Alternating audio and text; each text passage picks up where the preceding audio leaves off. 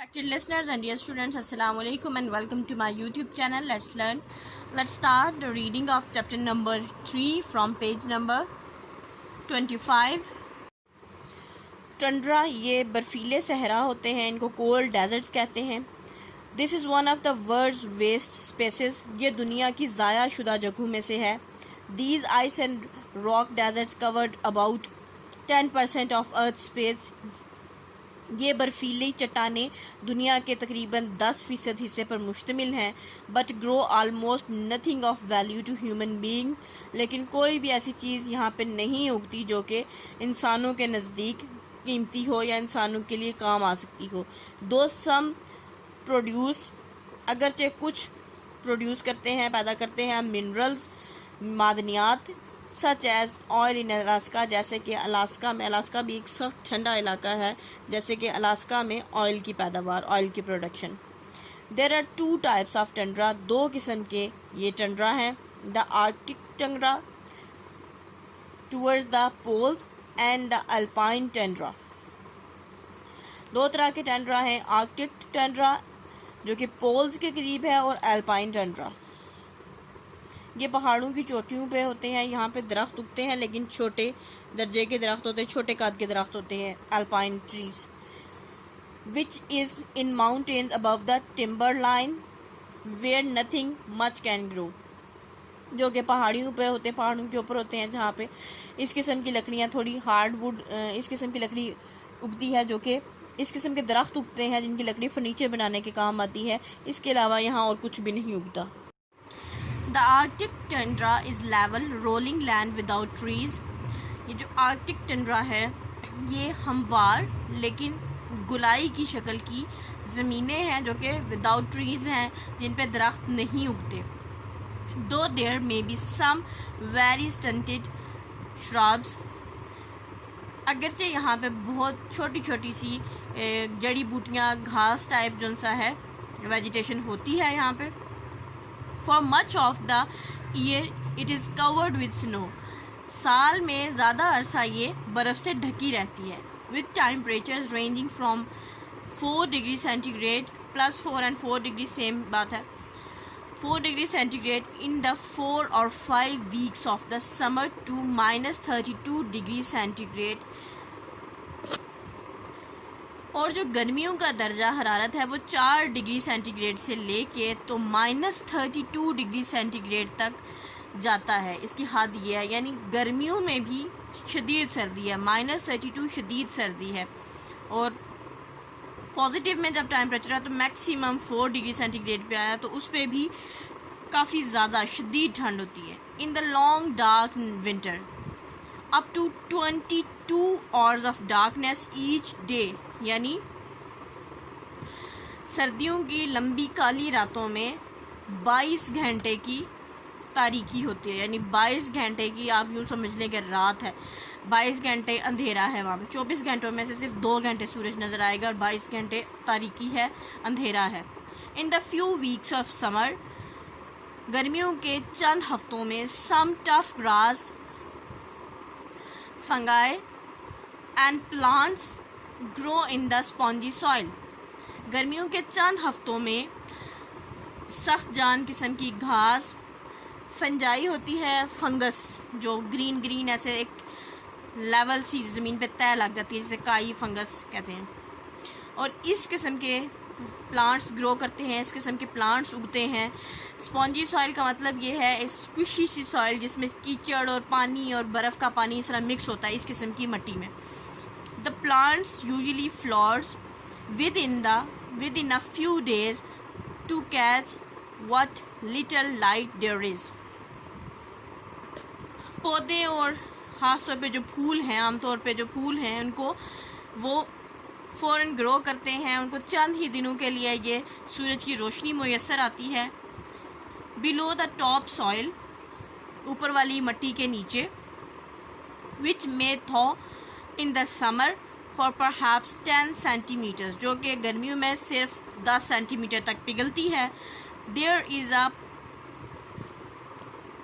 Permafrost यानी जो ऊपर वाली मिट्टी होती है उसके जो कि तकरीबन गर्मी में 10 सेंटीमीटर तक पिघलती है, उसके नीचे परमाफ्रॉस्ट कहते हैं, जो परमानेंटली फ्रॉस्ट है, जमी हुई है, फ्रीज है, उस किस्म की सरजमीन है, उस किस्म की जगह है।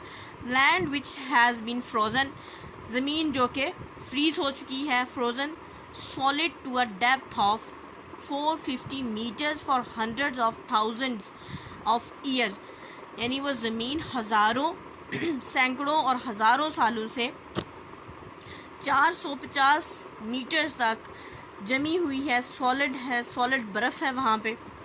Yet in these terrible conditions there is a surprising amount of animal life, इतनी सख्त और इतनी मुश्किल हालात के बावजूद यहाँ पे हैरान कुन तौर पे कुछ जानवर पाए जाते हैं, यानी एनिमल लाइफ एग्जिस्ट करती है। Polar bears, arctic foxes, wolfs and herds, यानी यहाँ पे बर्फ़ानी रीछ, बर्फ़ानी लोमड़ियाँ, भेड़िए और कुछ खरगोश पाए जाते हैं। Whose fur turns white in winter for protection, जिनकी जो फर है वो, जो उनके ऊपर बाल होते हैं, वो सर्दियों में सफ़ेद हो जाते हैं उनकी हिफाजत के लिए। अल्लाह ताला ने उनकी हिफाजत के लिए इनको कैमोफ्लाज करने के लिए कि वो भी वाइट हों और बर्फ़ भी वाइट हो, तो बर्फ़ में वो कैमोफ्लाज हो जाती हैं, यानी बर्फ़ जैसे हो जाती हैं, छुप जाते हैं, फिर कोई भी जानवर उन पर अटैक नहीं कर सकता। There are caribou and reindeer which have some small commercial value, यहाँ पे रेंडियर पहाड़ी हिरन है और कैरिबो इसकी ही नस्ल में से है, यानी एक ही नस्ल में से हैं, ये तकरीबन मिलती जुलती स्पीशी है। यहाँ पे पाए जाते हैं जिनकी तजारती कीमत थोड़ी कम है, तजारती लिहाज से इनकी कीमत कम है। इन विंटर, सर्दियों में, this scratch away the snow to eat the moss underneath, सर्दियों में ये बर्फ़ को स्क्रैच करते हैं, बर्फ़ की खुदाई करते हैं ताकि वो मोस, वो घास, वो काई जो बर्फ़ की नीचे तह में है उसको वो खा सकें अपने खाने के तौर पे। There are small rat like animals called lemmings, यहाँ पे छोटे चूहे जैसे जानवर भी पाए जाते हैं जिन्हें लेमिंग कहा जाता है। अबाउट 10 to 15 सेंटीमीटर लॉन्ग, जो कि 10 से 15 सेंटीमीटर तक लंबे होते हैं। These live in holes under the snow, ये बर्फ़ के नीचे सुराखों में रहते हैं। Feeding on the roots of a few plants, तो ये खाना खाते हैं, खाने के तौर पे खाते हैं जो पौधे हैं उनके रूट्स को, उनकी जड़ों को। They provide the main food for the large animals and for the birds of prey that go to the tundra to breed, ये उन लोगों ने, उन जानवरों के लिए, ये उन जानवरों के लिए खुराक का काम करते हैं, यानी जानवर इनको खुराक के तौर पे खाते हैं। वो जानवर जो कि अपनी अफजाइश के लिए ये जो टंड्रा यानी बर्फ़ानी डेजर्ट है, यहाँ पे बर्फ़ानी सहरा, यहाँ पे वो जानवर जो बड़े जानवर रहते हैं उनके लिए खुराक के तौर पे काम आते हैं, वो इनको खाते हैं। Every 3 to 4 years, हर 3 से 4 साल में, the lemming population increases so much that they swarm westwards in search of food. lemming population यानी जो लेमिंग है उनकी आबादी इतनी बढ़ जाती है कि उनको मगरिब की तरफ खाने की तलाश के लिए जाना पड़ता है, यानी वो वहाँ से ट्रैवल करना शुरू कर देते हैं। Millions run across northern Europe, लाखों जो हैं वो शुमाली यूरोप को क्रॉस करते हुए जाते हैं। Wild birds and animal feast themselves to bursting, जबकि जिन रास्तों से ये जा रहे होते हैं वहाँ पे जो भी जानवर और बर्ड्स वगैरह होते हैं वो इनका शिकार करके इनको खा जाते हैं। This caused the number of these creatures to increase too,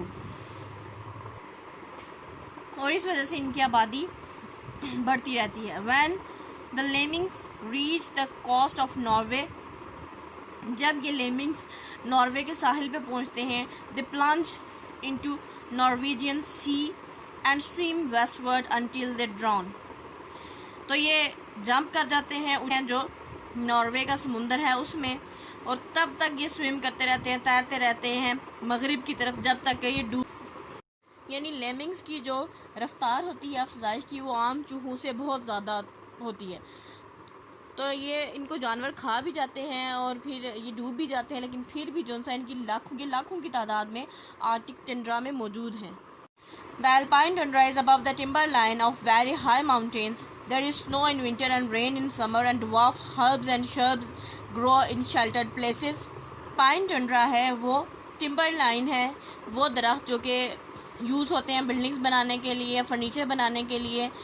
उन लाइन से ऊपर जो लैंड है उसको कहते हैं अल्पाइन टंड्रा। वहाँ पे माउंटेन्स बहुत हाई हैं, पहाड़ बहुत ऊंचे हैं।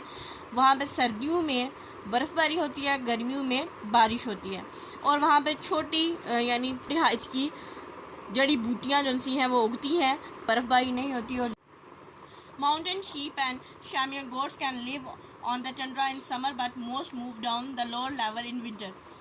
पहाड़ी बकरियाँ, और ये भी पहाड़ी बकरियों की किस्म है, वो इस टंड्रा में रहती हैं गर्मियों के दौरान, और सर्दियों में ये निचले लेवल की जो ज़मीन है जिसकी कम ऊंचाई हो ये वहाँ मूव कर जाती हैं, वहाँ चली जाती है। The Antarctic region, unlike the Arctic region, is the solid land. जो एंटार्क्टिक रीजन है वो आर्टिक रीजन की तरह नहीं है, बल्कि ये सॉलिड लैंड है, सख्त ज़मीन है। There is no plant life here as the ground is buried beneath more than 2 kilometers of ice. यहाँ पे कोई नबाताती ज़िंदगी नहीं है, कोई पौधे नहीं उग सकते यहाँ पे, क्योंकि जो ज़मीन है वो 2 किलोमीटर तक बर्फ़ से ढकी हुई है। ये सख्त वाली ये आइस है, स्नो नहीं है। स्नो ज़रा हल्की और ऐसे रुई के गाले की तरह बर्फ़ होती है, और आइस होती है जो सॉलिड होती है, जमी हुई बर्फ़। But this is believe that there are minerals such as coal, लेकिन ये माना जाता है कि यहाँ पे मादनियात पाए जाते हैं जैसे कि कोयला, आयरन, लोहा, परहैप्स ऑयल या तेल। The only animal life found in the arctic are the penguins on the shores and variety of seals in the coastal water. यहाँ पे जो सिर्फ़ और सिर्फ हयातियाती ज़िंदगी या जानवर पाए जाते हैं वो पेंगुइन्स हैं, जो कि साहिलों पे मौजूद होते हैं, और या फिर जो पानी है समुंदर का वहाँ पे मुख्तलिफ़ किस्म के मुख्तलिफ़ अनवा के सील पाए जाते हैं। What does the fact that there is oil and coal deep below the ice in Antarctic tell you about the earth in the past? यानी आपसे क्वेश्चन कर रहा है कि जो ऑयल और कोल डीप डाउन पाए जाते हैं आपको क्या बताते हैं कि माजी में ज़मीन किस किस्म की थी। Remember how this things are created, याद करें कि ये चीज़ें कैसे बनी थी। What do you think might cause people to try to get these fuel, आप क्या सोचते हैं कि अगर क्या वजह बन सकती है कि लोग ये फ्यूल, ये ईंधन हासिल करने की कोशिश करें। What problems would there be in drilling or for oil and coal, कि अगर ड्रिल किया जाए, इसमें सुराख किया जाए ज़मीन में कोल या कोयले या ऑयल के लिए, तो किस किस्म की प्रॉब्लम्स होंगे, especially in these inhospitable regions, ख़ास तौर पे इस किस्म के रीजन्स में जो कि आपको वेलकम नहीं करते, जो जिनका एनवायरनमेंट इतना वेलकमिंग नहीं है। Next is equatorial climate. The earth from about 20 degree north and south of the equator has an equatorial climate. ज़मीन पे जो भी मुल्क 12 डिग्री शुमाल और जनूब की तरफ हैं वो उनका क्लाइमेट इक्वेटरल होता है, हॉट, वेट, और वो कैसा होता है, गर्म और गीला, नमी वाला, एंड स्टिकी और चिपचिपा। The average temperature all the year round is 28 degree to 32 degree centigrade.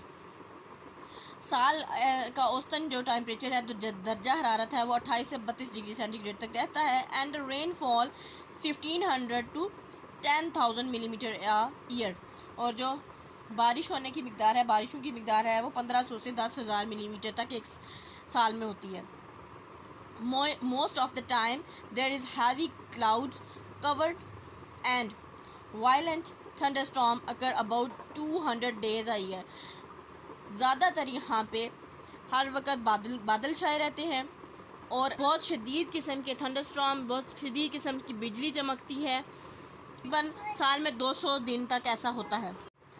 As you might accept, जैसे कि आप अंदाज़ा लगा सकते हैं, आप तसव्वुर कर सकते हैं, with all the heat and moisture, जिस किस्म की यहाँ पे नमी और हीट है, गर्मी है। The land is naturally covered with dense vegetation, ये ज़मीन कुदरती तौर पर बहुत घने पौधों पर मुश्तमिल है, उनसे कवर्ड है।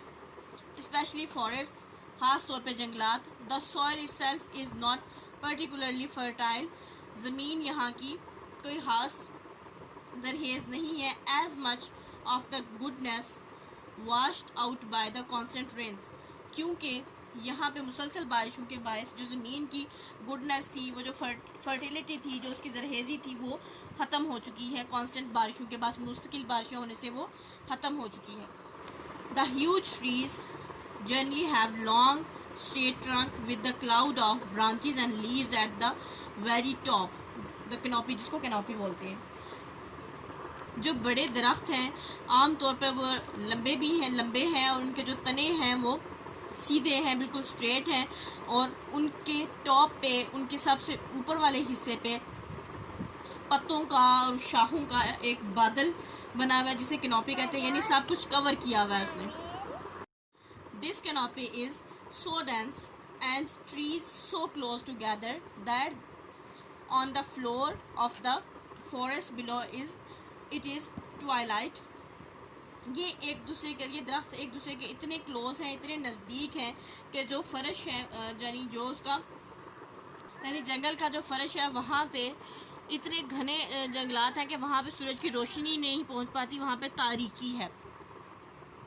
इवन द मिड डे, यानी उस वक्त भी जंगल में तारीकी होती है जबकि दिन जौन सा है पूरी तरह दिन निकल चुका होता है, दिन अपने दवाम पर होता है।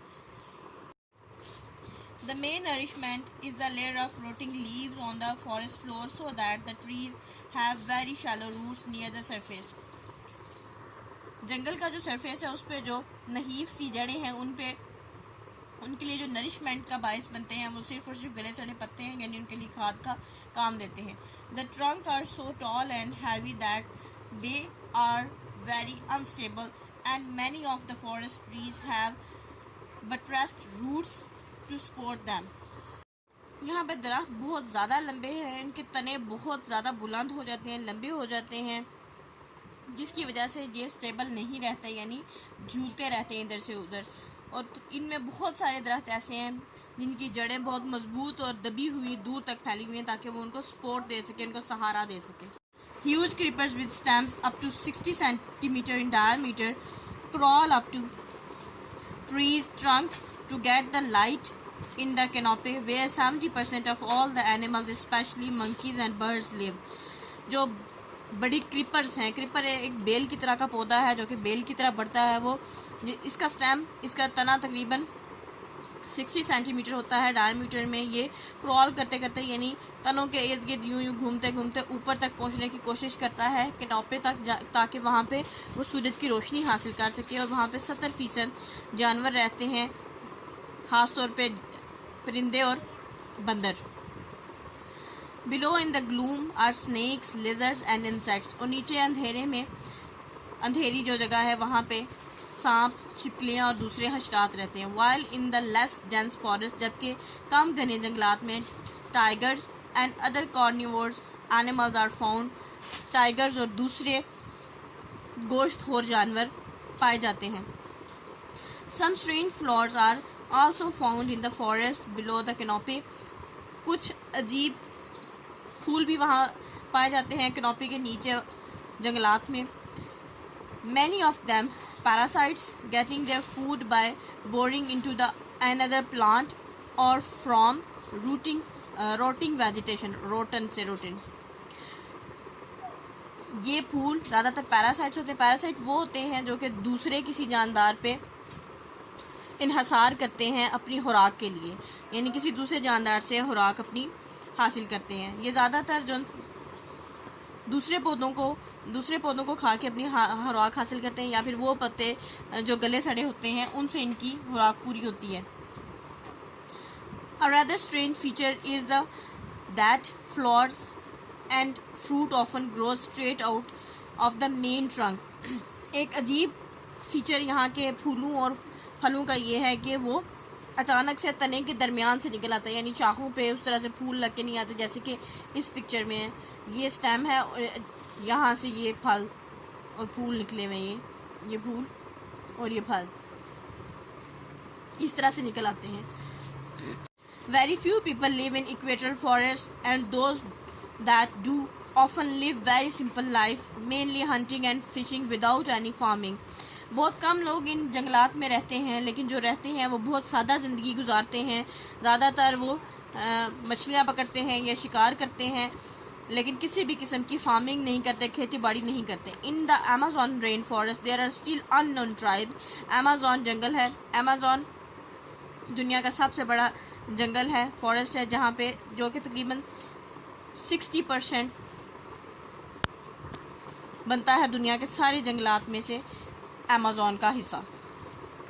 यहाँ पे अमेज़न में मुख्तलिफ ऐसे कबाइल पाए जाते हैं जो कि अभी तक अननोन है, जिनका पता मालूम नहीं है।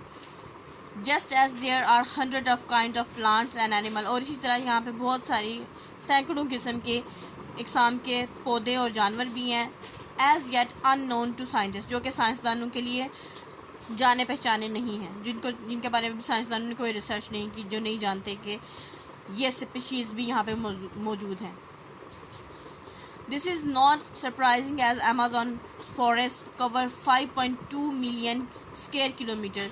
ये कोई हैरत अंगेज़ाना बात नहीं है कि अमेज़न रेन फॉरेस्ट है वो तकरीबन 5.2 मिलियन स्क्वायर किलोमीटर का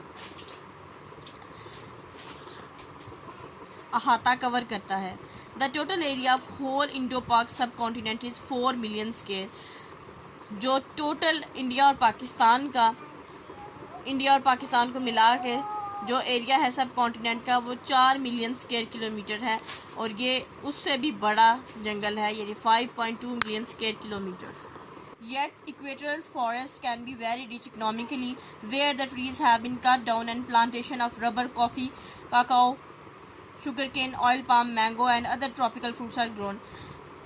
ट्रॉपिकल फॉरेस्ट, ट्रॉपिकल जंगलात माशी लिहाज से भी बहुत अहम है, और यहाँ पे मुख्तलिफ अनवा के दरख्त काश्त भी किए गए, काटे भी गए, जिनमें रबर, कॉफ़ी, कोको, गन्ना, आम और मुख्तलिफ अनवा के दरख्त शामिल हैं। The forests themselves have trees which produce quinine, the first drug to treat malaria effectively.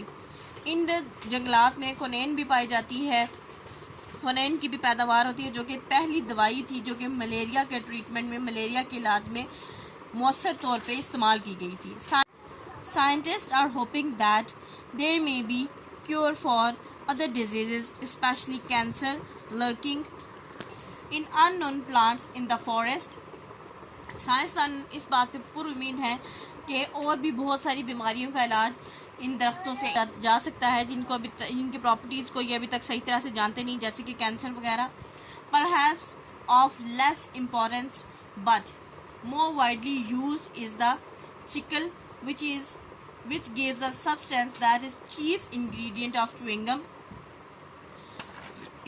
इन दरख्तों से चिकल भी हासिल होता है, जिसकी इम्पोर्टेंस, जिसकी अहमियत बेशक कम होगी, लेकिन ये एक मेन इंग्रेडिएंट है, एक मेन प्रोडक्ट है जो कि च्युइंगम में यूज़ होती है।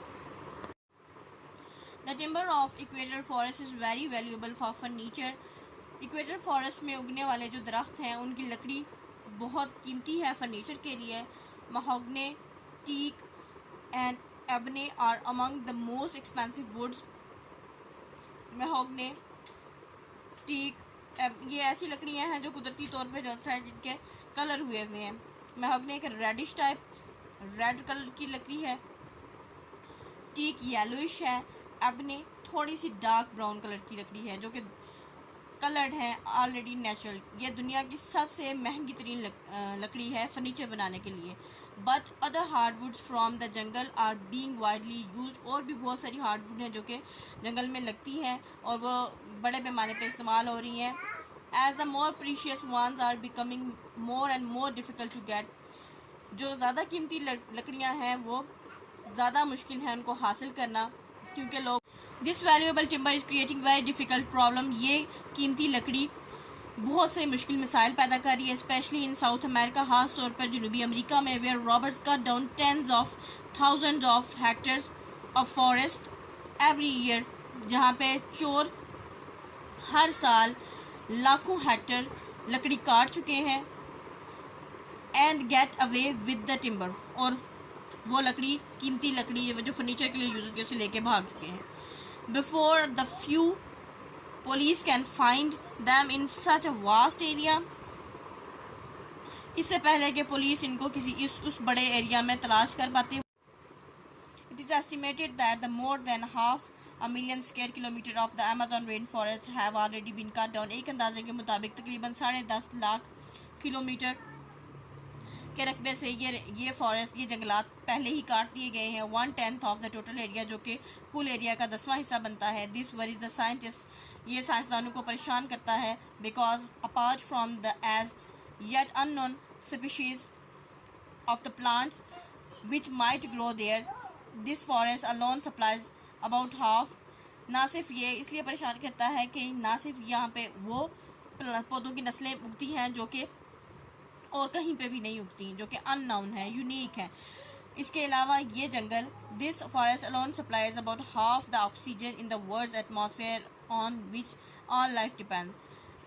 इसके अलावा ये जंगल दुनिया में तकरीबन आधी दुनिया को ऑक्सीजन सप्लाई करता है, जिससे हर किस्म की ज़िंदगी मुमकिन है, जिस पे तमाम ज़िंदगियाँ इन्हसार करती हैं।